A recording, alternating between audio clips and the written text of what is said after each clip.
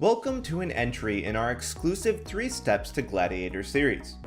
We built these guides from the ground up to help players go from 0 to Gladiator, even on a spec that they've never played before. Step 1 covers building your character and is essentially everything you need to get started once you hit level 120 on your class of choice. Step 2 builds upon that by preparing you for 2 of the most important skills to have in Arena. Finally, Step 3 walks you through how to get the best results when entering the arena. Now, we're excited to announce that throughout December, we'll be bringing you daily releases on the second step in this series for all of the specs that you see on screen right now. So, if you're looking to kickstart your climb to Gladiator on any of these popular specs, be sure to subscribe to our channel and hit the bell to be notified the moment your guide goes live. And head on over to skillcap.com/wow if you're interested in checking out the rest of the series along with hundreds of other exclusive BFA guides. Alright, let's get into today's Step 2 release. Enjoy.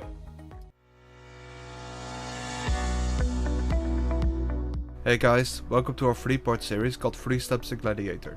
In this series we'll cover Step 1, building your character, Step 2, preparing for PvP, and Step 3, entering the arena. In the second part of this 3-step series, we'll talk about preparing yourself for arena.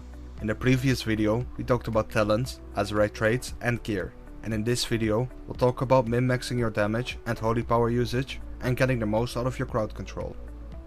The first step to maximizing your damage is to manage your holy power. You should never cap your holy power, which means you never want to use an ability that generates holy power when you already have 5 holy power ready. Instead, use Templar's Verdict before using an ability that generates holy power.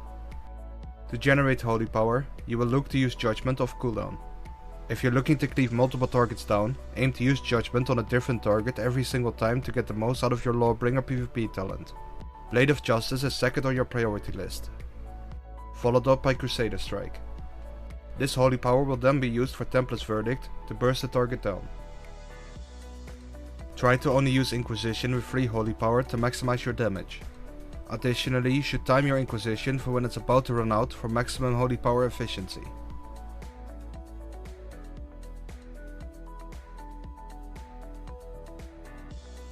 Execution Sentence should be used during your burst windows when the target is stunned or when you have wings active. If Execution Sentence is on cooldown, use your holy power on Templar's Verdict instead.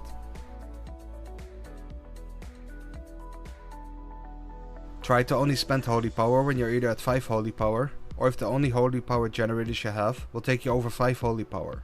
For example, if you only have Blade of Justice ready to generate holy power, and you have 4 holy power already, do not use it and instead spend your holy power on Templar's Verdict before using Blade of Justice. You should only use Wake of Ashes when you have 0 holy power. Both Judgment and Wake of Ashes also can't be dodged even through cooldowns like Evasion and Blur, which can come in handy in some situations when trying to generate holy power. Blade of Justice will still generate holy power even if it's dodged or parried, but not when the target is immune to any physical damage, for example when they have Blessing of Protection active. To maximize your burst damage, you should have 5 holy power ready before you start your burst. Once you have 5 holy power, pop your wings and start with Execution Sentence, followed up by a Judgment. Into a Templar's Verdict, which should then bring you to 0 holy power. Once you have no holy power left, you can use Wake of Ashes and another Templar's Verdict to finish your burst and resume your normal rotation. Remember that your first Templar's Verdict after using Avenging Wrath or Hammer of Reckoning will always be a critical strike, so it's good to have Judgment up for it to maximize your damage. Crusader Strike and Blade of Justice are your only physical damage abilities. Everything else is magic damage on the Holy Skull and deals damage through cooldowns like Blessing of Protection. However, you can still deal damage through Cloak of Shadows to rogues with all of your attacks. Moving on to the second part of this video, we'll talk about how you can get the most out of your crowd control. Let's start off with Hammer of Justice. Playing with the Fist of Justice talent will reduce the cooldown of your Hammer of Justice by 2 seconds for each holy power spent. For that reason, you should maximize your damage and follow your rotation to give you frequent access to one of the longest stuns in the game, which can be used to set up your CC chains. Hammer of Justice is usually used to stun the enemy healer, so your partners are able to follow up with more crowd control. However, if your comp has a ton of CC but lacks stuns, Hammer of Justice could be used to stun the kill target instead. For example when playing with a caster or hunter on your team.